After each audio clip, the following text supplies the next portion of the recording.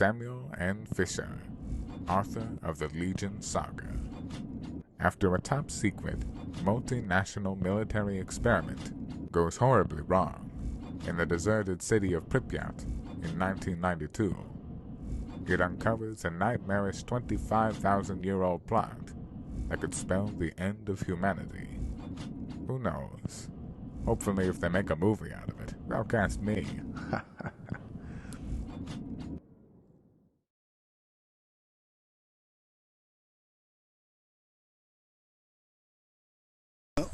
Morning, afternoon, good evening. Whole population, some fishery. So, well, first of all, I just want to say I was going to do a Pfizer video, but in all fairness, what they've released is, well, I don't think many of you find it very interesting.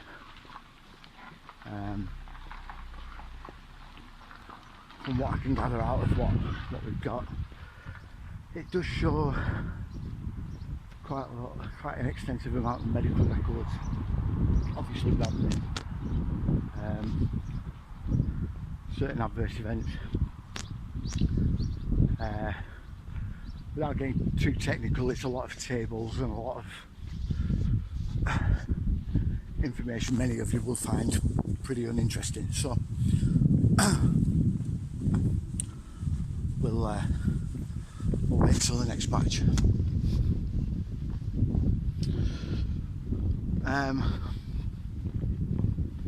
In other words, there's no bombshells really. It's quite a bland sort of account of what was going on.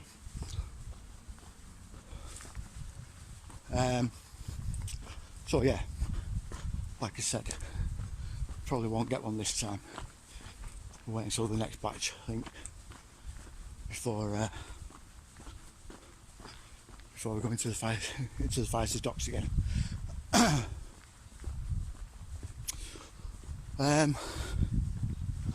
What else? Oh yeah. Also, I think many of you will have noticed I've started a somewhat new series. The first part of it being Bourbon Vincent last time. I think we'll carry on with that. But this will be the next video. We'll go into the problem, reaction, solution sort of aspects of it. The Hegelian dialectic aspects of how we're fed these two paths. I wanted to talk to you today mostly just as a general chat about what's been going on. It seems there's quite a few sort of things happening all at once.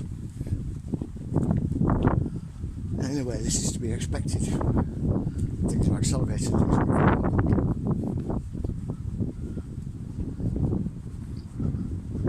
It was only the other day I read a story about Google's AI becoming sentient. Huh. Yeah. Now, of course, certain channels are trying to downplay it, or it's just a chatbot. It's just it's not necessarily becoming sentient. It's just becoming very good at chatting. Right. So these are from people that think that AI is code. Now, I've said before, there are there's every indication that it's not. In fact, I've stated before that the Emerald Tablets of Thoth, it goes on about their own elites or scientific elites, the learned elders, drawing something from the abyss. And in some respects, I think this is a continuation of the same thing. once again, that's something from the abyss. Nothing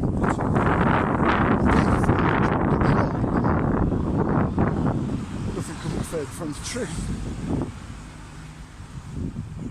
I was watching a Max Egan video the other day. Now, some of you have got your own misgivings about Max Egan. I'm not saying he's a wholly reliable source. Very well could be. But what he said was interesting. He's going on about an AI that BlackRock developed called Aladdin, that now basically controls the stock market, and there's other companies running, also using the AI. He mentions Vanguard and City Street. Neglecting to mention that they're all the same entity, really, but anyway, that's beside the point. They're all run by Vanguard. Yes, BlackRock may look very big, but out of all the top 3 investors of every sort of multinational corporation, that being the vast majority, BlackRock, Vanguard and City Street, they all invest in each other, apart from one. Vanguard invests in everybody, everybody invests in everyone else, but nobody invests in Vanguard. And there's one overriding reason for that. And that's because the corporation, or rather the foundation that was set up that runs Vanguard, is the actual controlling head of this whole sphere. That's it.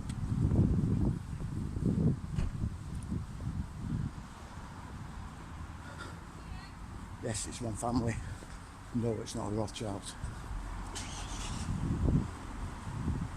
Although they do have a hand in this arrangement. I mentioned before, there's a trinity at the top. Why trinity? I said before, because they believe they're gods, and all gods, irrespective. Well, say irrespective.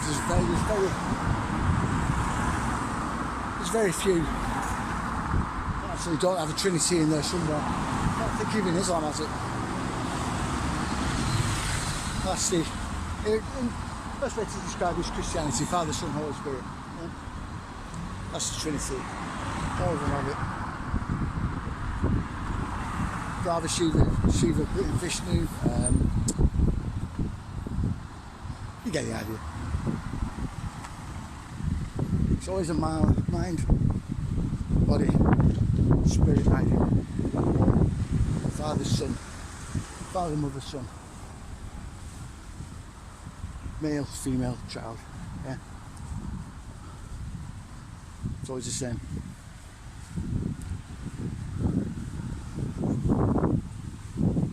And this is the way they kind of run it at the top, like I said, in the system. My videos on the system, I always run the 3 pillars, which are financial, spiritual and legal, political, depending on which way you want to look at it. This is how they run at the top.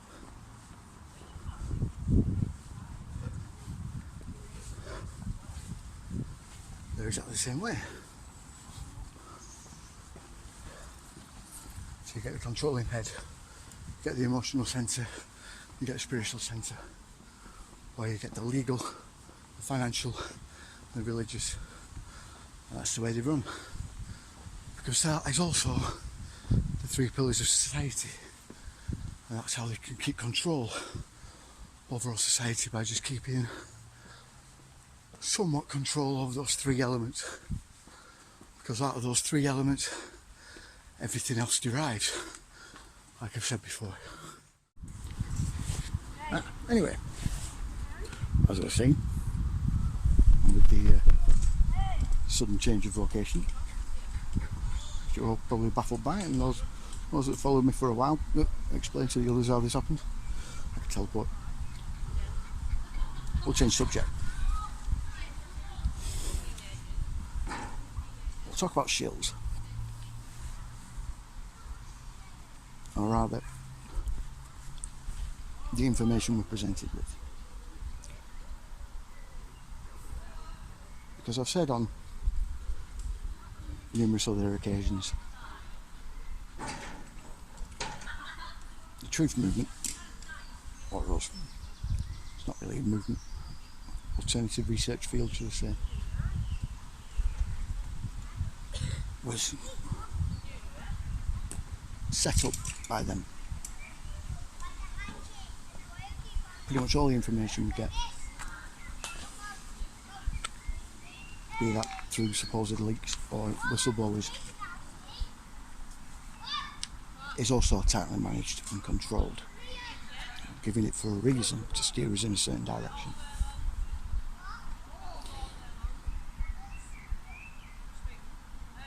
But why would they do that?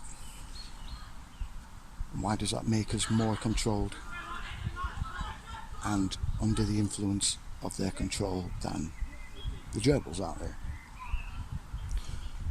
Well, in order for the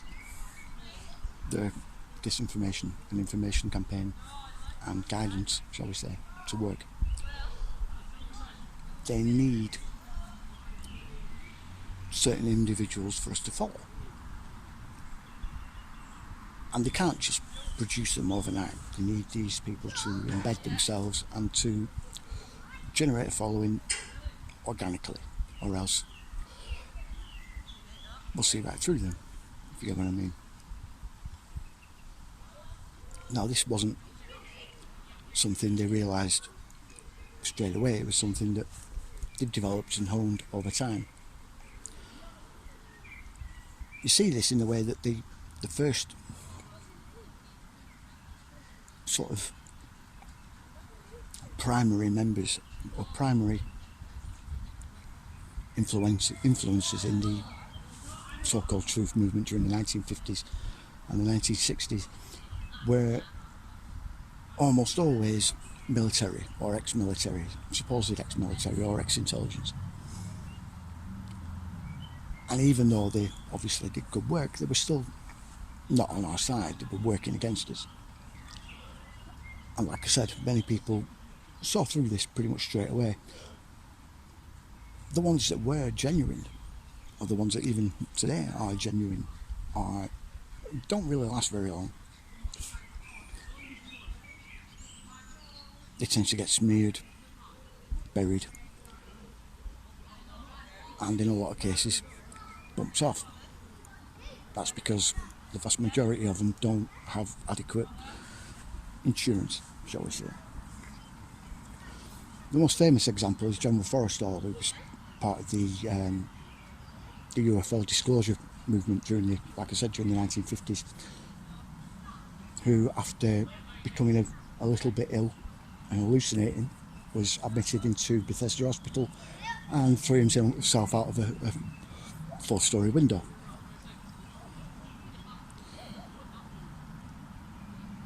You get other people like Bill Cooper, who I truly believe started off as a kind of controlled opposition, but then went off the reservation, began to go on his own and work on his own, and was sadly killed off because of it. You see this all the time. If you see someone with a large following who's spreading truth, in almost all cases, not all, but in almost all, they're very likely paid.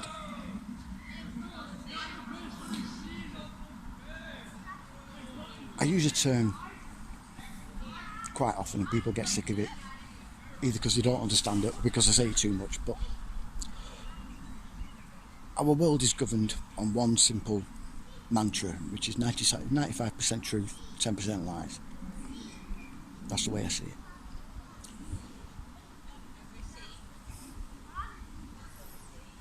this mantra is both in and of itself truth and a lie in and of itself.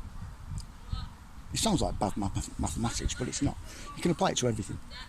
Basically, the 10% lies is the lie in and of itself. The 95% is the truth in and of itself. But they're both interchangeable. You can have 95% lies and 10% truth. It works both ways. People usually say, well, your maths is out, it's only 5%. You're not getting the point.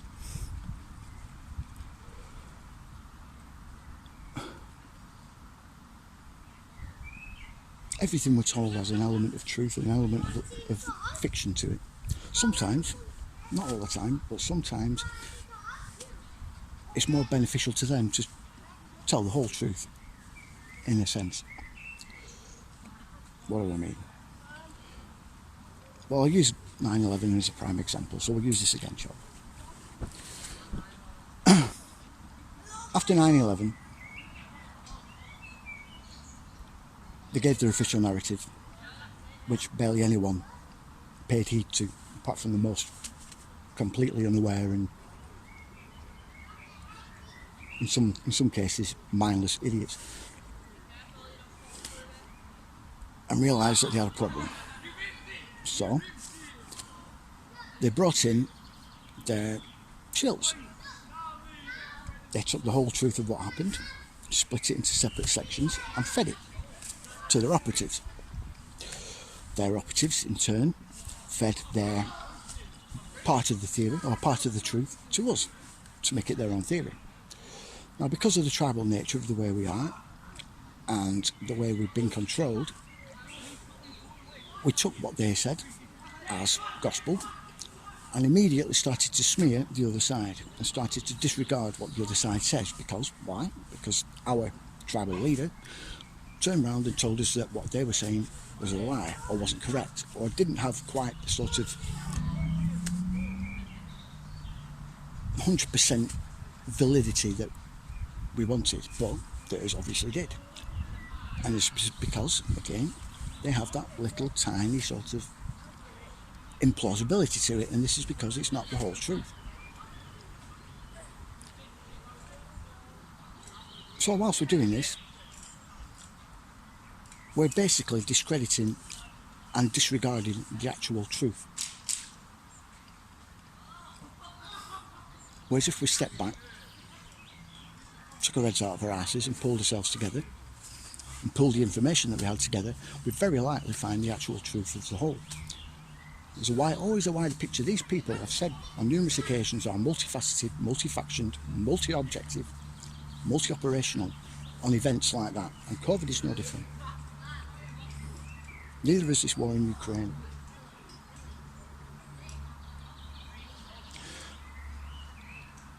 You cannot disregard everything that a shill says, or what a perceived shill says, because there's always some grain of truth in there somewhere, or else they would never be effective.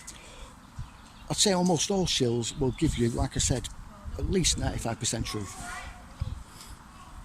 But they'll always have something that will cause you to question what they're talking about. Pull away those that are looking from the outside, or those that are sceptical, shall we say, to ridicule them. David Icke's a prime example with his reptilian theory.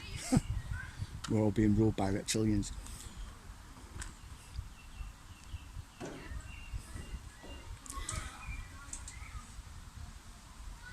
But like I said, the reason why they're so effective at what they do is because there is a great deal of truth in what they say. Icke's no different. I'm just using him as an example, but Icke's no different. The Q movement, in some respects, is the same. Not actually Q himself. It's just cryptic and was based on a con, an ARG, that was in and of itself based on the Clinton emails. But the people that research for Q, the Q researchers, yeah. One example is what's she called? Polly, I think, something like that. I'll use her as an example. Her research is phenomenal. The information she comes up with, but then she discredits and invalidates herself by putting the Q man, by tying it into Q. Now, I'm on the fence whether she's actually part of the paid opposition. I think she's just got a certain naivety when it comes to Q, maybe. And it's like one of those that when she gets some sort of validation from Q that sort of correlates with what she's already put out, not realising that what they've actually done is stolen her research, and thinks that she's close into what they say. But again, I don't really watch her that much, so I can't really say either way. But she does come up with some really good stuff. She gets very close to the way the structure is set out at the top.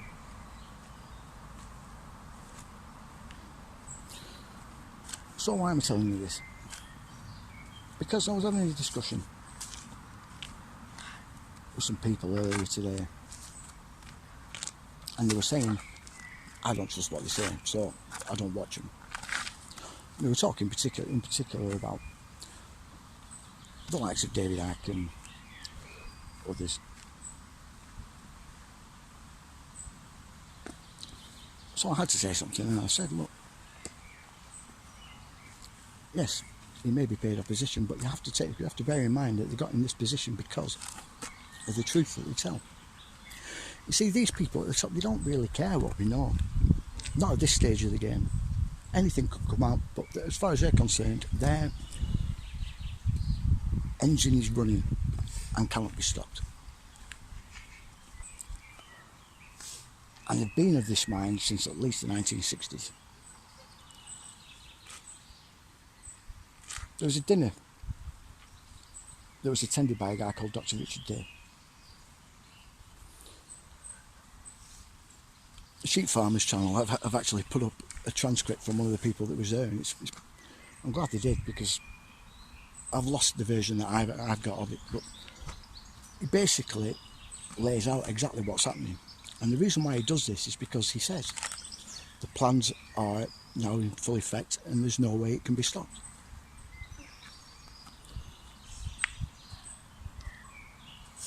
I don't think they fully understood the impact though of the internet and how it would be used, or the sheer no holds barred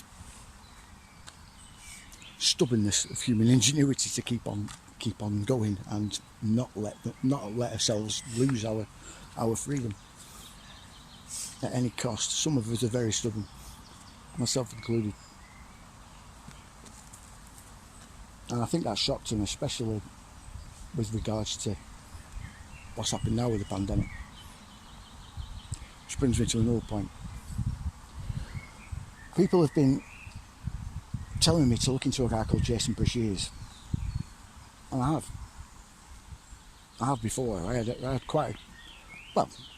a little bit of a sort of set to with him in the comment sections of one of his videos, and it was because people like myself, Jordan Maxwell, Jim Mars, many others, we could sort of see the way the plan was unfolding,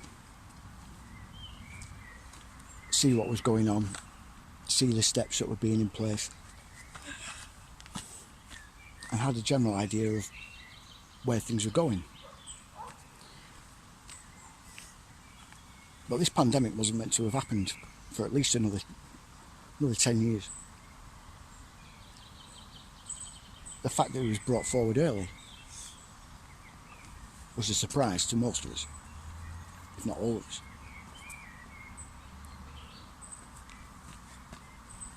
I was of that mind until 2017, when there was an alignment, an astronomical alignment, as predicted in Revelation 12.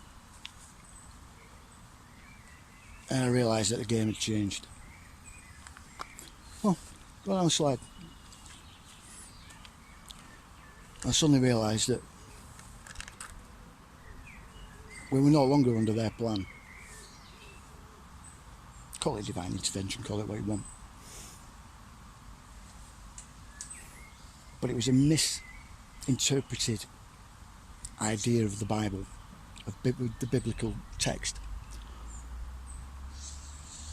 that caused everyone to be completely unaware of what was going on until September 23rd, 2017.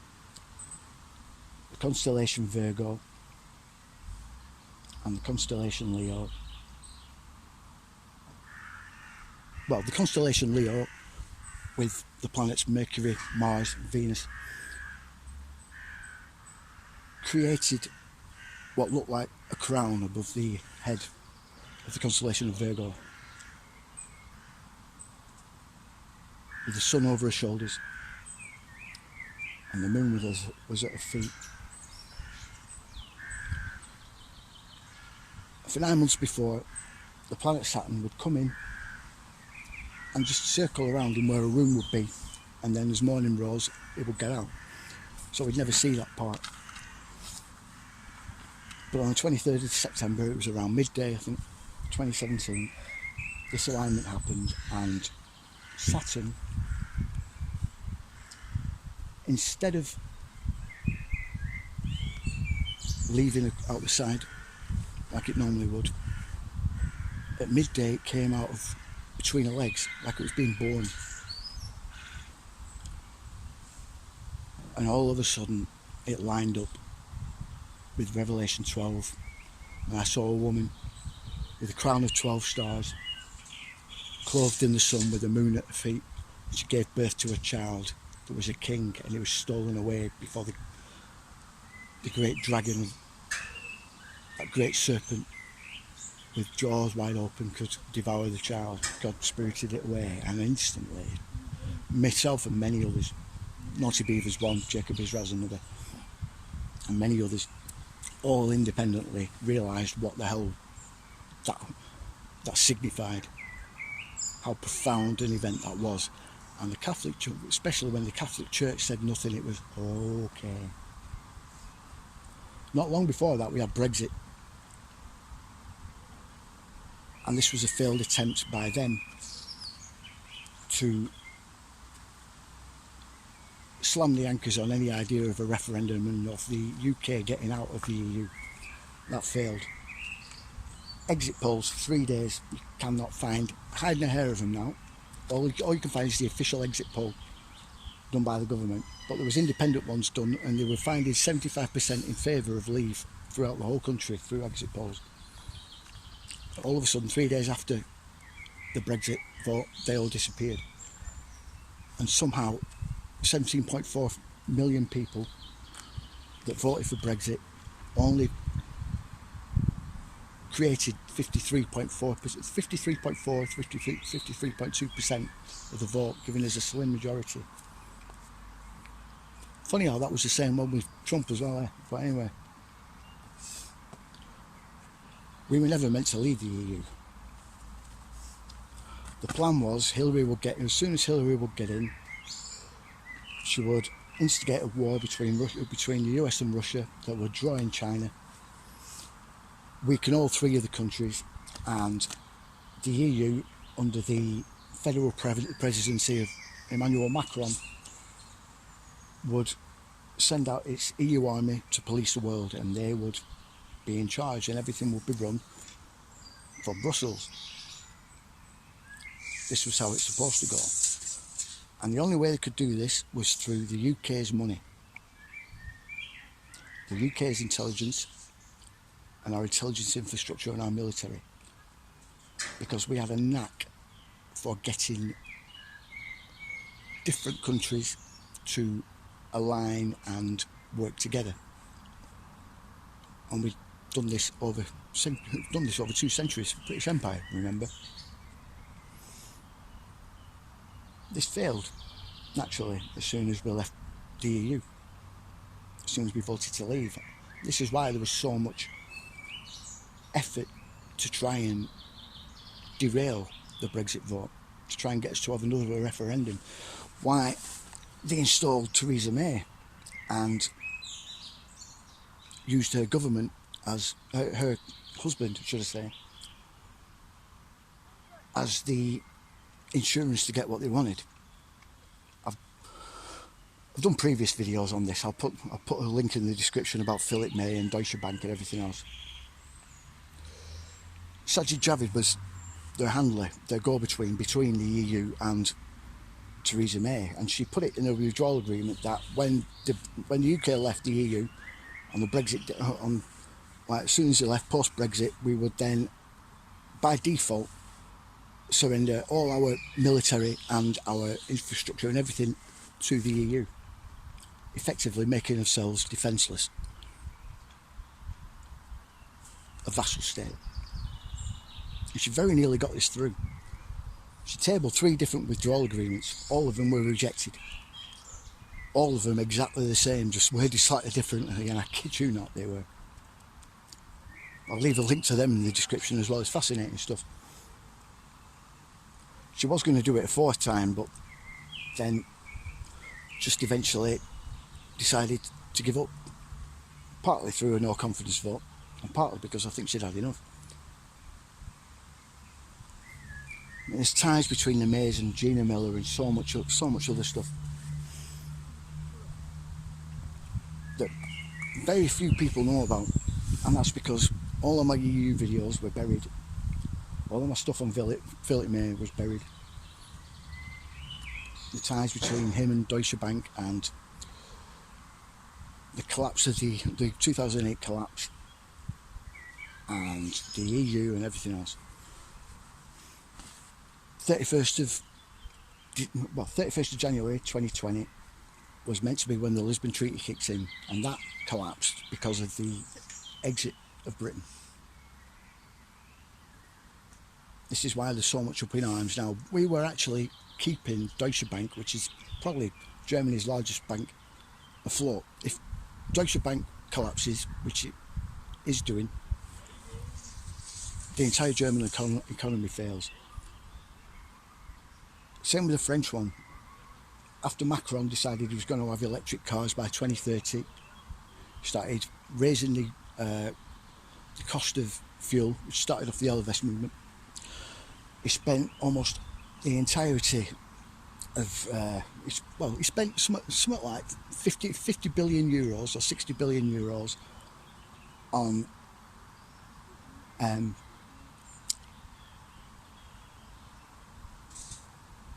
basically the over 100 times more the actual world supply of the stuff they make the batteries from, whose name escapes me right now. I can't believe it. But yeah, he lost it. Basically, it was stolen. It was stolen from him by the actual African warlords that owned the mines. Idiot. So yeah, after that we had to start sort of keeping the French economy afloat, because the French motor industry lost all the money. That's kept quite hush-hush.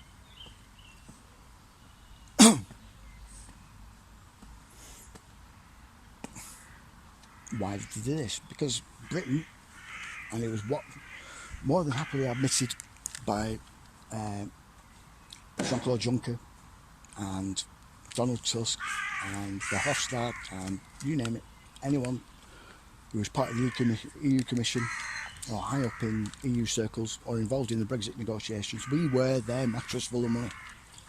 Their little pot of gold that they kept for rainy days just in case. That's what they called us.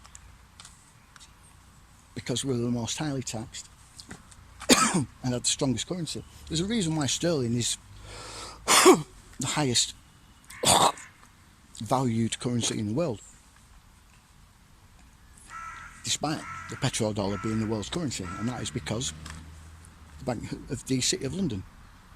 The City of London is the financial hub of the entirety of the world. It's also a state within a state. I've said this before. Same with Washington, same with the Vatican.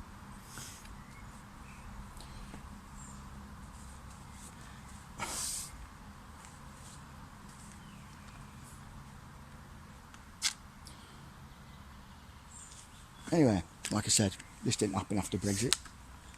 So all of a sudden they had to think of an escape plan, because none of their derailment plans were working. And the 31st of January was coming up fast. So they brought forward Plan B, or a part of their plan that wasn't meant to be sort of coming in for at least another decade. And this with the worldwide pandemic. There's a reason why it didn't make sense, and why everything about it just seemed off, and that was because the actual virus it would have released won't be ready for another decade at least anyway. In terms of genetics and virology, or the engineering of viruses, we're not as far along as people think. In other respects we are, but in biological technology we're not.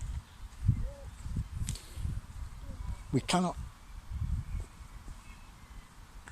create a viable, lethal and stable virus that they can control. It's just impossible for them to do. This is evidenced by the other attempts that they did. So SARS, first SARS, bird flu, swine flu, MERS, all had varying degrees of lethality, stability and infectivity. None of them were successful. They either burnt themselves out too quickly or became too weak. Despite what the computer modelling of Neil Ferguson would suggest. And it was basing this on their own sort of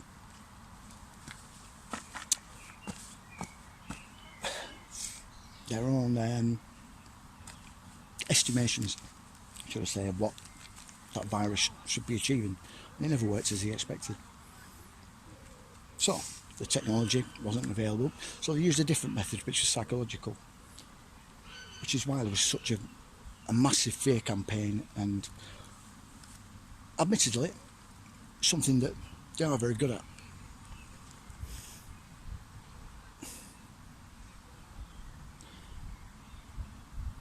Like I said before as well, they throw out information that contradicts what they've actually done and contradicts what they're saying, so people think that that's the truth. Terrain theory being one example, prime example. Yes, it is very plausible. No, it's not correct. Louis Pasteur and the guy who came up with terrain theory, whose again name escapes me right now, I'll put a link in the description, anyway, 2 years, they began working together, and both of them began to develop separate theories for how people get sick. It wasn't until Bruce Lipton took another look at both terrain theory and virology, well, modern medicine, and realised that what we actually experience is a combination of the two.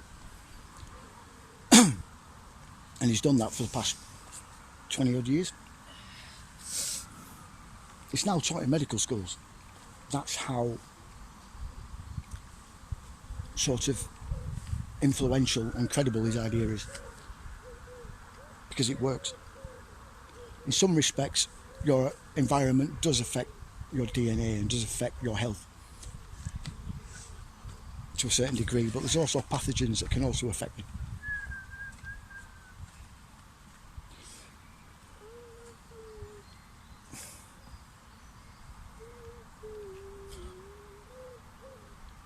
But, like I said, again, tribalism, something we're fed, we're made to get behind, we're made to stick to, and then disregard and discredit anything else that's thrown at us from the opposite side.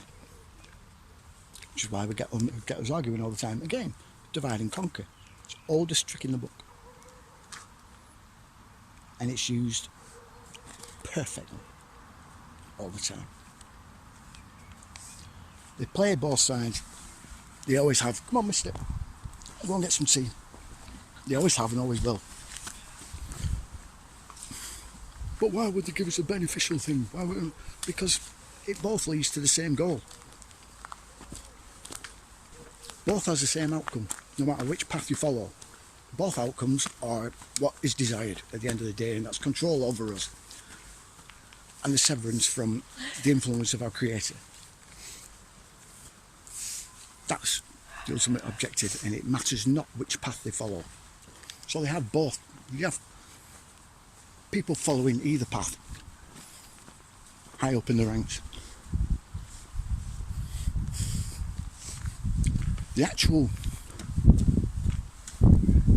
main focus should be balance, always. Without good, evil will crumble. Without evil, good will crumble. Both sides of the same coin. Light, dark, good, bad, great reset, great awakening. Like I said, both the two sides of the same coin, and both are presented to us when really we should look beyond that.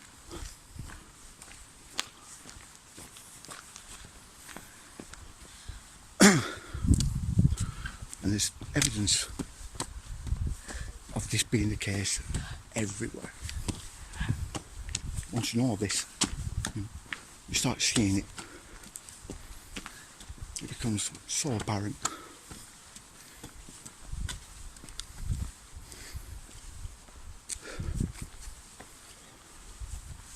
Essentially, all the religion, everything we taught, is a lie.